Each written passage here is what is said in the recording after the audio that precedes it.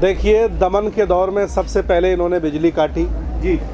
इसके बाद इन्होंने पानी की सप्लाई बंद कर दी। हमारे लोगों के मोबाइल चार्ज नहीं थे, हम किसी को फ़ोन भी नहीं कर पाए। फिर जैसे तैसे मोबाइल चार्ज किए, पानी काट दिया। फिर दिल्ली सरकार के लोग आए, उन्होंने कहा कि आप जाइएगा नहीं, पानी मिलेगा जी। केजरीवाल की तरफ से हम लोग आए हैं, तो थोड़ा हम लोगों को राहत मिली कि चलो दिल्ली से पानी मिल जाएगा, ये लोग नहीं देंगे। इसके बाद कल रात में पुलिस ने चारों तरफ से घेर लिया जी। और पूरी प्लानिंग थी राकेश टिकैत को गिरफ्तार करके हम लोगों पर लाठीचार्ज करने की जी। लेकिन चारों तरफ से टिकैत जी को घेर लिया गया, न उन्हें गिरफ्तार करने दिया और हम लोगों को व्यक्तिगत धमकाया कि आप ये खाली करना पड़ेगा, नोटिस आ गया, योगी का आदेश है। मैंने कहा आप हमारी लाश बिछा दीजिएगा, मार दीजिएगा जान से, लेकिन हम लोग यहाँ से जाने वाले नहीं हैं। ये लोकतंत्र को बचाने के लिए, संविधान को बचाने के लिए हम लोग खड़े हैं। कल मेरा जहाँ तक मानना है, कल लोकतंत्र की जीत हुई है, तानाशाही हार गई है बहुत बुरी तरह से। अब ये आंदोलन बहुत बड़ा रूप ले लिया है, इसकी आवाज़ गांव-गांव चली गई है, गली-गली चली गई है। सभी जाति बिरादरी के धर्म के लोग अब जागरूक हो गए हैं। अभी आंदोलन और बड़ा खड़ा हो जाएगा और सरकार को झुकना पड़ेगा और काले कानून वापस करने पड़ेंगे।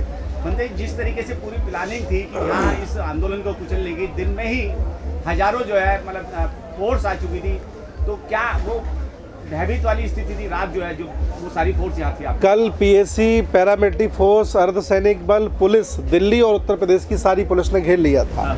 लेकिन हम लोगों को विश्वास था कि किसानों के ये बेटे हैं, लाठियाँ नहीं मारेंगे। लेकिन सबसे बड़ा कल जो डर था वो आरएसएस और भाजपा के गुंडों से था। उन्होंने चारों तरफ घेर रखा था और हमको आतंकवादी कह रहे थे कि आतंकवादी यहाँ बैठे, इनको भगाओ, इन्होंने रोड पर कब्जा कर रखा है।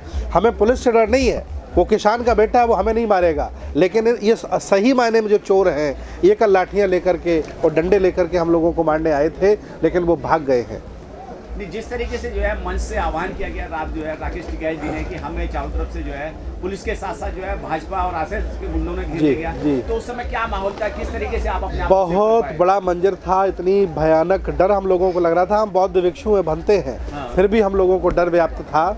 फिर भी हम लोगों के बीच में खड़े थे और वहीं खुले आसमान में सो रहे थे। मैंने इधर उधर सोएंगे तो हो सकता कोई मारपीट कर दे, लेकिन हम लोग डरते रहे, लेकिन भागे नहीं और डटे रहे। जिस तरीके से सीआरसी का आंदोलन चल रहा था, वहाँ जो है भाजपा और आरएसएस के लोगों ने लाठियाँ चलाई, गोलियाँ चलाई, क्या यहाँ भी उसी तरीके का माहौल था? हाँ, वो चाहते हैं देश मेरा है, देश में मेरी सरकार है और ये सारे के सारे गुंडे मवाली हैं, ऐसा उनका मानना है। और उसी पूरी रुतबे के साथ लाठी डंडे लेकर के आए थे और आतंकवादी घोषित करके नारा लगा रहे थे, जबकि सही मायने में आतंकवादी ये है। तिरंगा जो झंडा फहराया, जो राष्ट्र ध्वज लगा है लाल किले पर, उस पर जो झंडा फहराया गया है वो भाजपा के लोगों के द्वारा फहराया गया है। और जो किसान में गोली मारी गई है वो भी भाजपा के लोगों के द्वारा मारी गई है। वहाँ पुलिस ने गोली नहीं चलाई है, कोई सबूत नहीं है। सीसीटीवी में एक मकान से गोली चली है जो भाजपा के लोगों ने चलाई है, जो किसान शहीद हुआ है। मैं तो ये कह रहा हूँ कि जब तुमने लाल किला बेच दिया है, फिर उस पर झंडा फहराने की चिंता क्यों कर रहे हैं? डालमिया FIR करेगा तो देख लिया जाएगा, सरकार को क्या फर्क पड़ता है? वो तो लाल किला बेच दिया है इन्होंने डालमिया को। ये तो बेवकूफ़ लोग हैं जो बेवजह आरोप लगा रहे हैं। जी बंदी जी, जिस तरीके से देखा जाए रात यहाँ पे जो है भाजपा के विधायक भी मौजूद थे और इसके अलावा जो है बड़ी संख्या में उनके कार्यकर्ता भी मौजूद थे, उनके हाथों में लाठी डंडे भी थे, तो क्या टकराव की स्थिति बन चुकी थी या बनने वाली थी? देखिए, पुलिस बीच में खड़ी थी, उनकी हिम्मत नहीं थी, पैरामिलिट्री फोर्स की जिम्मेदारी थी।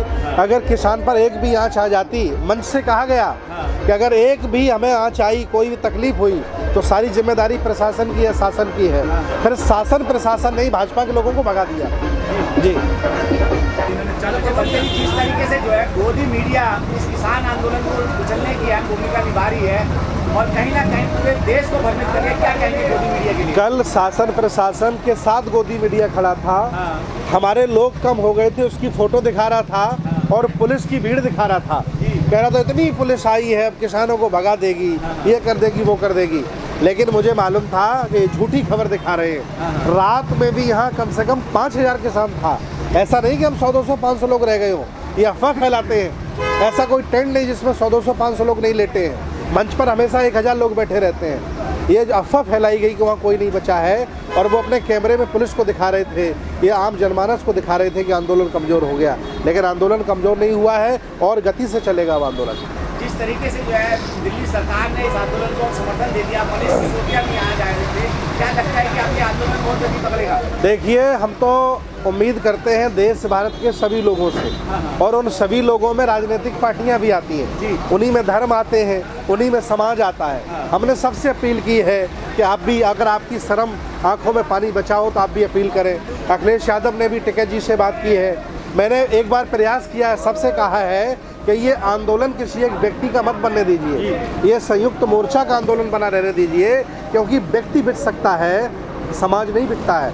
बड़ा मतलब मोर्चा नहीं बिकेगा। इसलिए मैंने कहा है कि एक व्यक्ति को ज़्यादा पॉपुलर मत करिए, ये सभी लोगों का आंदोलन है, उसमें हमारा भी योगदान है और सभी किसान नेताओं का योगदान है। जिस तरीके से पूरा देश जो है किसान आंदोलन की आग में जल रहा है, झुलस रहा है, और अब संसद के अंदर आज से पार्लियामेंट सत्र चालू हो रहा है, क्या आपको लगता है कि इस किसान आंदोलन की धूम पार्लियामेंट में सुनाई देगी? देखिए, मैं तो ये सरकार से कह रहा हूँ, बड़ा अच्छा व्यंग है कि अगर हम कुछ गड़बड़ कर रहे हैं और सरकार हमें बिल बना के फायदा पहुंचाना चाह रही है, 3 काले कानून बना करके फायदा पहुंचाना चाह रही है, तो भैया फायदा हमें पहुंचाना बंद कर दो, बिल वापस कर दो, हम फायदा नहीं लेना चाह रहे हैं तुम्हारा। इतनी सी बात है। बार बार कहते हैं कि तीनों बिल बहुत फायदा करेंगे, बहुत फायदा करेंगे। क्यों फायदा ज़बरदस्ती करना चाह रहे हो जब हम उत्पाद कर रहे हैं? हमारा नुकसान होने दीजिए, हमारी पुरानी व्यवस्था बनी रहने दीजिए। जी, तो बंदे जी, देखा जाए तो कहीं ना कहीं किसान आंदोलन को जो पिछले की साजिश थी सरकार की, योगी सरकार की कहें या अमित शाह गृह मंत्री की कहें, तो कहीं ना कहीं विफल हो चुकी है।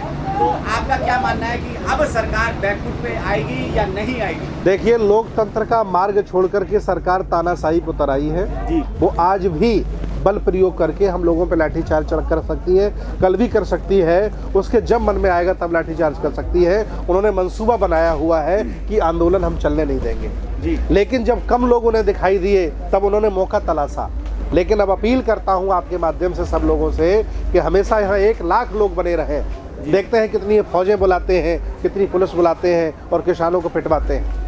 क्या बनते जी कुछ आह्वान करना चाहेंगे देश की जनता से, आवाम से, कि इस किसान आंदोलन को गति देने के लिए? देखिए, अन्नदाता जी और अन्न खाता दोनों ही हम समाज में रहते हैं। और जब ये बिल वापस, जब ये कानून पारित हो जाएंगे, कानून का रूप ले लेंगे, तो न अन्नदाता बचेगा, न अन्न खाता बचेगा। इसलिए अगर तुम्हें शर्म आ रही हो, अगर तुम अन्न खाते हो, तो आ जाइए, मैं आपका इंतजार करूंगा और किसानों का साथ दीजिए। धन्यवाद।